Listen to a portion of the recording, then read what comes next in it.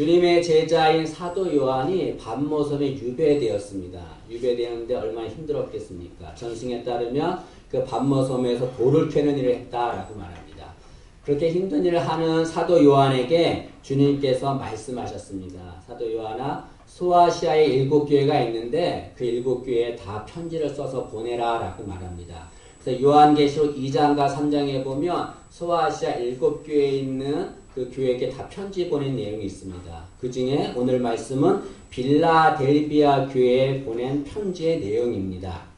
소아시아의 7교회에 편지를 보냈는데 소아시아 7교회는 주님이 각기 다른 모습으로 표현이 됩니다. 오늘 빌라델비아 교회는 주님이 어떤 모습으로 나오냐면 다윗의 열쇠를 가지신 분으로 표현하고 있습니다. 우리 7절 말씀을 보시죠. 7절 말씀을 보시면 빌라델비아 교회의 사자에게 편지하라. 거룩하고 진실하사 다윗의 열쇠를 가지시니 곧 열면 닫을 사람이 없고 닫으면 열 사람이 없는 그이가 이르시되.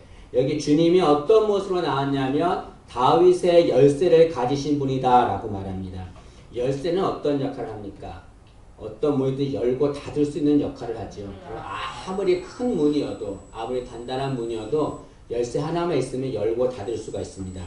그 주님께서 다윗의 열쇠를 가졌다는 것은 뭘 말합니까? 우리의 모든 것을 다스리는 분이라는 것을 말하죠. 주님은 우리의 모든 것을 다스리십니다. 우리의 생과 사를 다스리죠. 여러분 요한계시록 1장 18절 말씀을 보시죠. 요한계시록 1장 18절에 보면 주님께서 어떤 열쇠를 가졌는지 말씀합니다.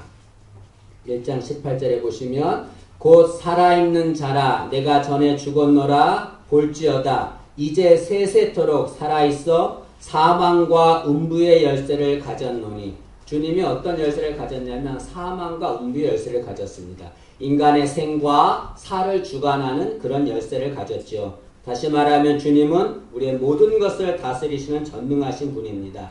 인간은 저마다 자신의 열쇠를 가지고 있습니다. 그래서 그 열쇠를 가지고서 자신의 인생을 다스리려고 해요. 자신의 가정을 다스리려고 하거나 직장을 다스리거나 내가 있는 것을 내가 가지고 있는 열쇠로 다스리려고 합니다. 그러나 인간의 열쇠는 한계가 있지요. 열심을 다했는데 최선을 다했는데도 문제가 있고 어려움이 생깁니다. 왜냐하면 인간의 열쇠는 한계가 있기 때문에 그렇습니다. 그러나 주님의 열쇠는 한계가 없습니다. 주님의 열쇠는 능력이 있지요. 주님의 열쇠는 모든 것을 다스릴 수 있습니다. 우리는 어떤 열쇠를 사용해야 합니까? 우리는 주님의 열쇠를 사용해야 되는 거죠. 인간의 열쇠는 한계가 있습니다. 주님의 열쇠를 사용하면 어떠한 어려운 문제도 해결될 줄로 믿습니다. 근데 중요한 것이 있어요. 주님의 열쇠를 사용하기 위해서 해야 될 것은 우리의 열쇠를 포기해야 되는 거죠, 여러분. 내 열쇠를 가지고 있으면 그 열쇠에 의지해서 주님의 열쇠를 사용하지 않습니다. 어떤 사람이 이렇게 말합니다. 내 열쇠를 포기하면 나는 죽을 수 있어요. 절대로 포기할 수 없어요. 라고 말하는 사람이 있습니다. 반대예요, 여러분. 내 열쇠를 포기해야 주님의 열쇠를 주시고 내가 살아날 수 있을 줄로 믿습니다. 여러분, 주님의 열쇠를 모두 다 사용하는 우리가 되기를 간절히 소망합니다. 이런 주님께서 빌라델비아 교회가 어떤 교회인지에 대해서 말씀합니다. 세 가지를 말씀하는데요. 여러분, 소아시아 7교회 중에서 다른 교회들은 책망도 받고 칭찬도 받았는데 칭찬만 받은 교회가 딱 2교회 있어요. 서머나 교회와 빌라델비아 교회입니다. 오늘 빌라델비아 교회를 말씀할 텐데요. 우리도 이 빌라델비아 교회가 주님께 칭찬드렸던 것처럼 빌라델비아 교회처럼 같은 신앙 가져서 주님께 칭찬받는 우리가 되기를 간절히 소망합니다. 첫째로 빌라델비아 교회는 주님을 배반하지 않은 교회였습니다. 8절 말씀을 보시죠. 8절을 보시면 볼지어다 내가 내 앞에 열린 문을 두었으되 능히 닫을 사람이 없으리라. 내가 내 행위를 아노니 내가 작은 능력을 가지고서도 내 말을 지키며 내 이름을 배반하지 아니하였도다. 빌라델비아 교회는 주님을 배반하지 않은 교회입니다. 근데 여러분 이 당시에 주님을 배반하지 않는다는 것은 상당한 위험이 있는 일입니다. 위험을 감수해야 합니다. 왜냐하면 이 당시는 로마 황제를 숭배하던 시대였거든요. 그래서 로마 황제를 구주로 생각했어야 했습니다. 그런데 그 로마 황제를 숭배하지 않으면 어려움이 있어요. 재산을 몰수하거나 생명의 위협을 느낍니다. 로마 황제를 숭배한다는 것은 주님을 배반한다는 거죠. 빌라델비아 교회는 로마 황제를 숭배하지 않았습니다.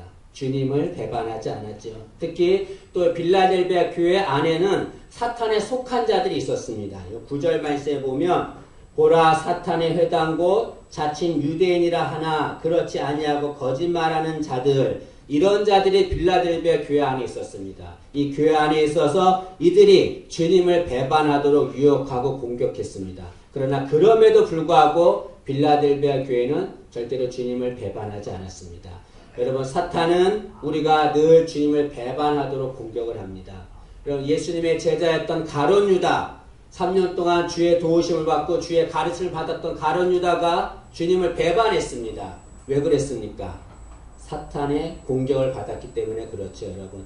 사탄의 공격을 받으면 주님을 배반하게 됩니다. 그러나 빌라델비아 교회는 이런 외부적으로나 내부적으로나 어떠한 공격에도 주님을 배반하지 않았죠. 그래서 주님께 칭찬을 받았습니다. 우리도 어떤 상황에서도 주님을 배반하지 않는 신앙 되기를 간절히 소원합니다. 왜 우리가 주님을 배반하지 않아야 합니까? 우리는 주님께 너무나 큰 은혜를 받았기 때문에 그렇습니다. 여러분, 우리는 진노받아 마땅한 저주의 백성이었습니다. 그럼 우리가 어떻게 구원을 받았습니까? 주님의 은혜로 구원받았지요. 지옥에 갈 백성이었던 우리가 어떻게 천국 백성이 되었습니까? 주님의 은혜 때문에 그런 거죠, 여러분. 지금까지 살아온 모든 것들 누가 도와주셨기 때문에 그렇습니까? 주님이 도와주셨기 때문에 그렇지요. 주님은 우리에게 너무나 많은 은혜를 베풀어 줬고 앞으로도 우리에게 은혜를 베푸실 분입니다. 그런 분을 배반한다는 것, 그것은 배은망덕한 일이죠. 우리는 어떠한 상황에서도 주님을 배반하지 않는 자가 되기를 간절히 소망합니다. 혹자는 이렇게 말합니다. 나는 주님을 배반하고 싶지 않은데 나는 너무나 연약해서 주님을 배반합니다. 내가 너무 연약하기 때문에 주님을 배반할 수밖에 없습니다. 라고 말하는 사람이 있습니다. 그러나 주님을 배반하는 것은 우리의 연약함과 상관이 없습니다. 오늘 말씀에 보면 8절에 보면 빌라델비아는 능력이 적은 교회다라고 말합니다. 8절 중반절에 보면 내가 작은 능력을 가지고서도 나를 배반하지 않았다라고 말합니다. 이게 능력이 작다라고 하는 것은 능력이 거의 없다는 거죠. 전승에 따르면 빌라델비아 교회는 그 성도들이 하층민이었다고 그래요. 가장 어렵고 곤고한 삶을 사는 자들, 그런 자들이 모인 것이 빌라델비아 교회였습니다. 그런 교회에 있던 성도들이 자신의 연약함에도 불구하고 주님을 배반하지 않았지요. 여러분, 우리는 우리의 능력에 따라서 주님을 배반하거나 배반하지 않거나 거기에 좌우되지 않습니다. 우리의 능력이 있고 없고가 아니라 우리가 정말로 나에게 은혜를 베풀어 주신 주님, 그 주님을 생각한다면 주님을 배반하지 않게 될 줄로 믿습니다. 여러분, 주님은 우리가 주님을 배반하지 않는 것을 모두 다 보고 계세요. 그거 다 아십니다. 오늘 8절 말씀이 뭐라고 그랬냐면 내가 내 행위를 아노니 라고 말하고 있습니다. 주님께서 우리가 어려움 속에서도 주님을 배반하지 않는 것, 그걸 다 아신다는 거예요. 다 보신다는 겁니다. 그리고 나중에 주님께서 우리에게 오셔서 우리를 위로할 줄로 믿습니다. 혹시 지금 주님을 배반하고 주님을 멀리 떠나 있는 분이 있습니까? 그런 분들은 회개하고 주님께 돌아와야 합니다. 그러면 주님께서 다시 회복시켜 줄 것입니다. 3년 동안 주님의 가르침을 받았던 수제자였던 베드로, 그런 작은 여종에게 나는 주님을 모른다고 3번이나 부인하고 배반했던 자입니다. 그런 베드로였지만 자신의 잘못을 회개하고 다시 주님께 돌아왔어요. 돌아왔더니 어떻게 됐습니까? 위대한 사도가 되었습니다. 여러분, 혹 내가 주님을 떠나 있다고 한다면, 주님을 배반하고 있다고 한다면 다시 돌아오면 돼요. 주님은 기다리고 계십니다. 기다리신 주님께서 다시 우리를 회복시키셔서 은혜 줄 줄로 믿습니다. 주님은 당신을 배반하지 않는 자에게 복을 주십니다. 어떠한 복을 주시냐면 8절 상반절에 보니까 열린 문을 주신다라고 말합니다. 나중에 여러분 집에 가시면 볼펜으로 이렇게 열린 문 이렇게 표시를 하세요.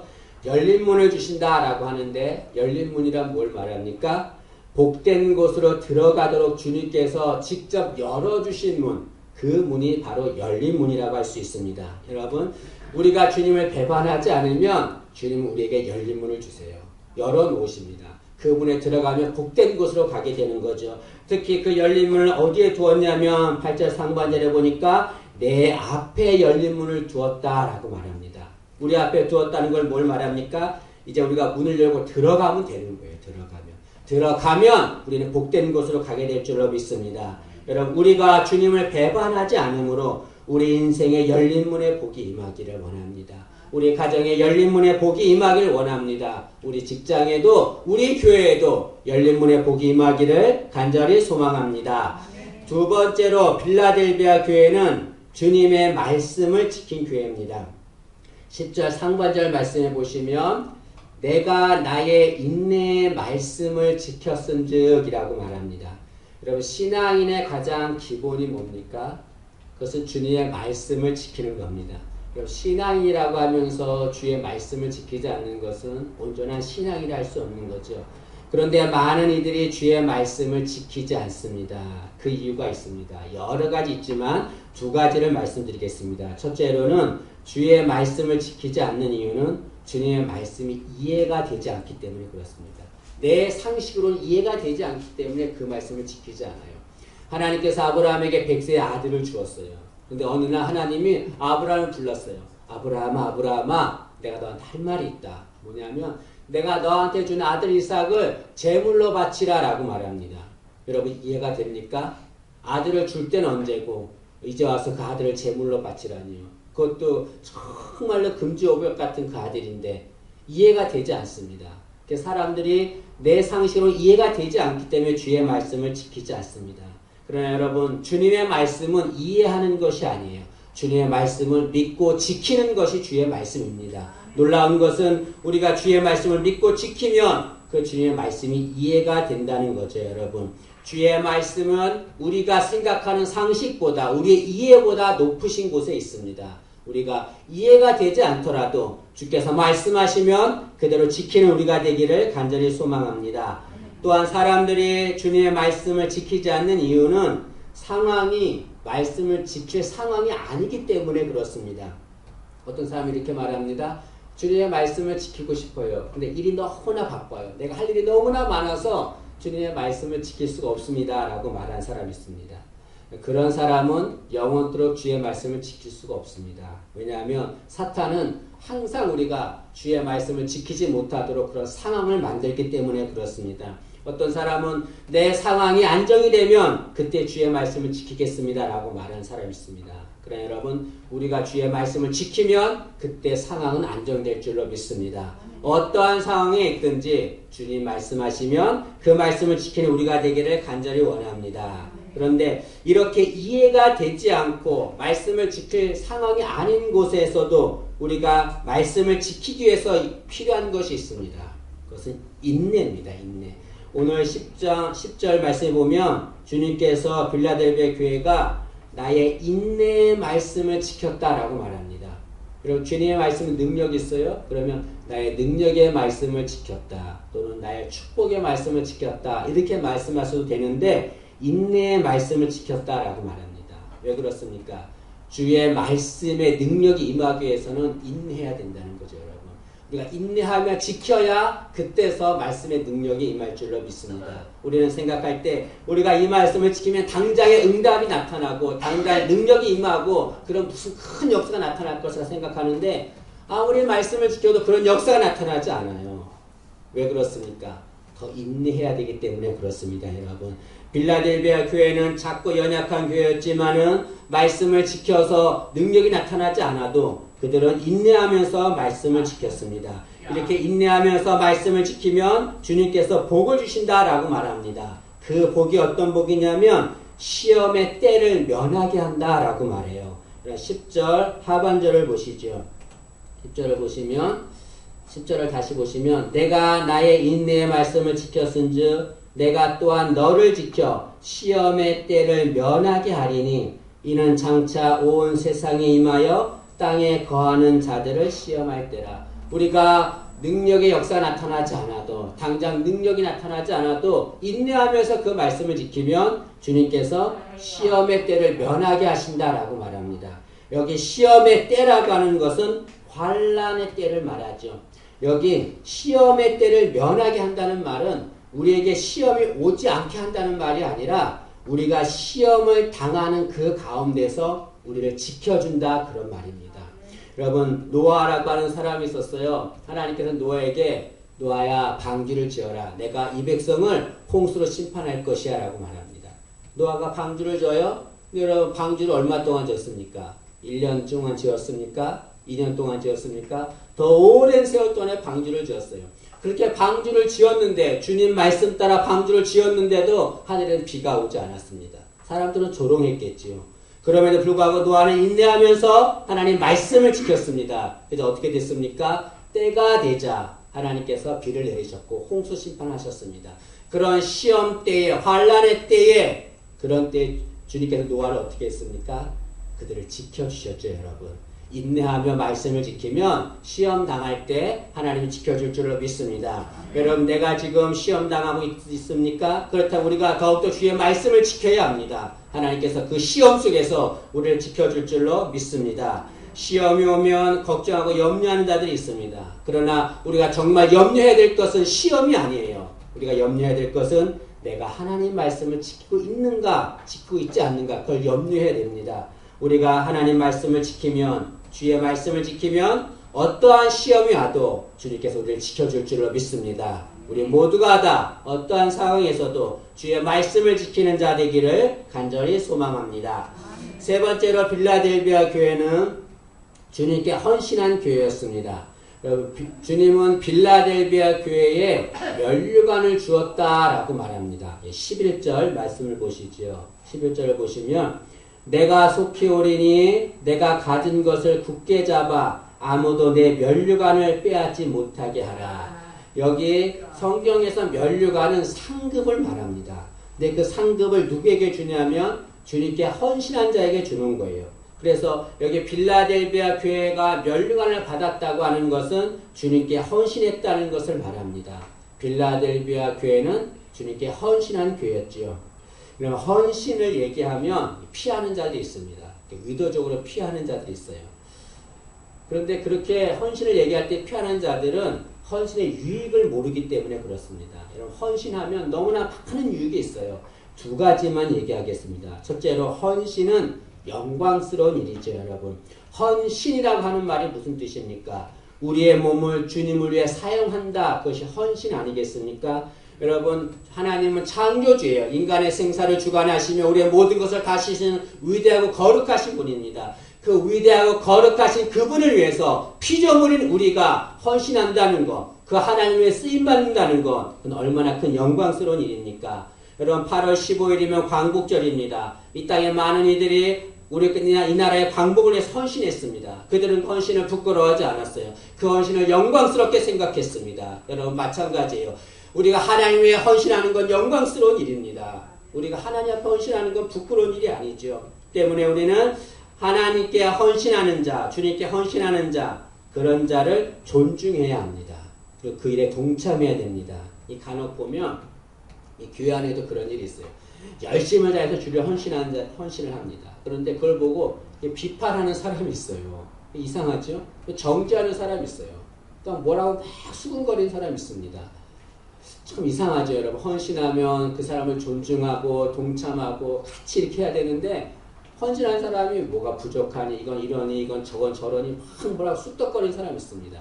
여러분 그건 잘못된 겁니다. 여러분 그렇게 쑥덕거리고 비판할 시간에 주님께 헌신하는 우리가 되기를 간절히 원합니다. 또한 헌신하면 상급을 받게 됩니다. 여러분 세상에는 열심을 다해서 최선을 다해서 헌신하는 사람이 있어요. 그러나 주님께는 헌신하지 않는 자들이 있습니다. 그런 자가 주님 앞에 갔을 때 어떻게 했을까요? 그는 부끄러움을 당할 것입니다. 왜냐하면 아무런 상급이 없기 때문에 그렇습니다. 여러분 주님께서 십자가에 매달리실 때 양옆에 강도가 한 명씩 있었잖아요. 그 중에 한 강도는 주님께 책망을 들었는데 한 강도는 주님께 구원을 받았습니다. 그 구원받은 강도를 생각하면서 그 강도를 부러워하는 사람이 있어요. 아, 저 강도는 얼마나 부러운가. 세상에서 자기가 하고 싶은 거 다 하다가 죽기 직전에 예수를 믿어서 구원받았으니 아, 나도 저렇게 살았으면 좋겠다라고 그 강도를 부러워하는 사람이 있습니다. 여러분 그 강도 입장은 어떨까요? 자신이 부러웠을까요? 강도는 오히려 일찍 주를 믿은 자를 부러워했을 것입니다.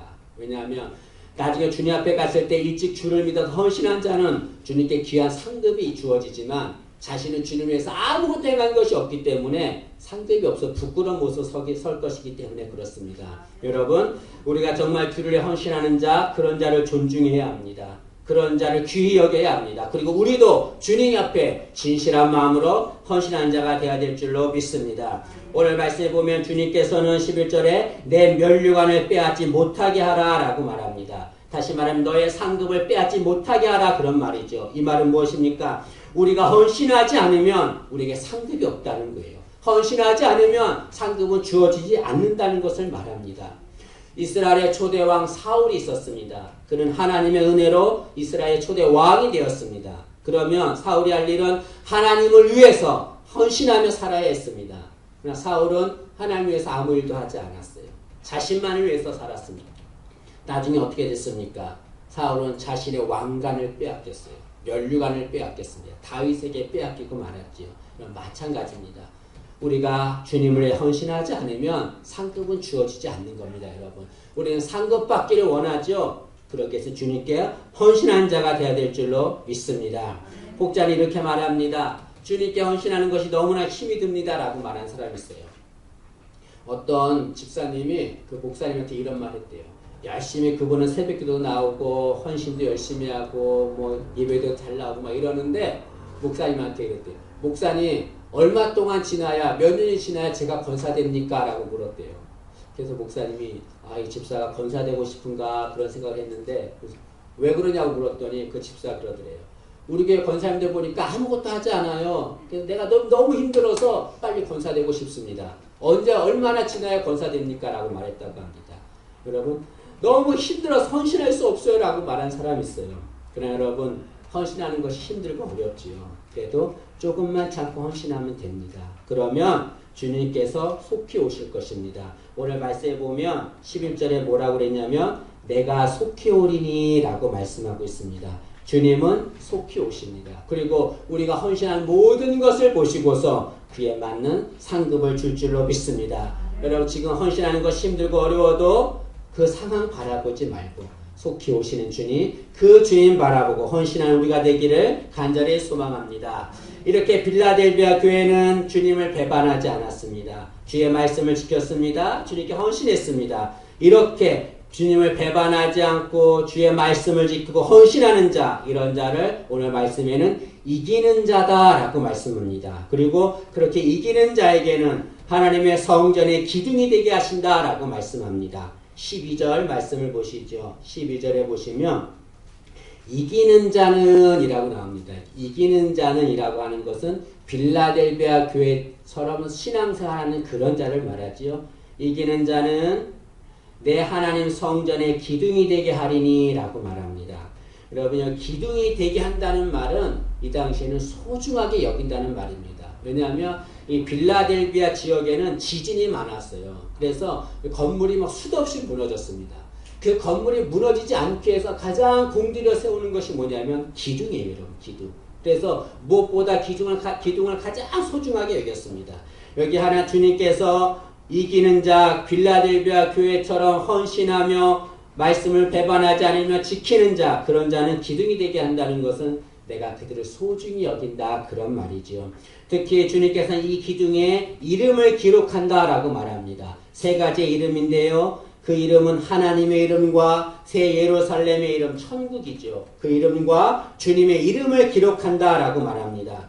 여러분 우리가 무엇에 이름을 기록하는 것은 그것이 소중하기 때문에 이름을 기록합니다. 소중하지 않은 것은 그냥 함부로 사용합니다. 그러나 정말 소중한 것은 이것은 내 것이다 라고 이름을 기록합니다. 우리의 기둥에 이름을 기록한다는 것은 뭘 말합니까? 주님이 우리를 그렇게 소중히 여긴다는 것을 말씀하고 있습니다. 실제로 빌라델비아 교회는 주님께 소중히 여김을 받았습니다. 이게 소아시아에 7교회가 있는데 그 7교회 중에서 가장 오래 존재한 교회는 빌라델비아 교회밖에 없었습니다. 여러분 우리가 정말 주님을 위해서 칭찬받는 신앙인 되어서 이기는 자가 되면 주님이 우리를 소중히 여길 줄로 믿습니다. 여러분 천지를 창조하신 분이세요. 인간의 생사화복을 주관하신 분이고 가장 위대하고 거룩하신 분이세요. 그 하나님께서 우리를 소중하게 여기십니다.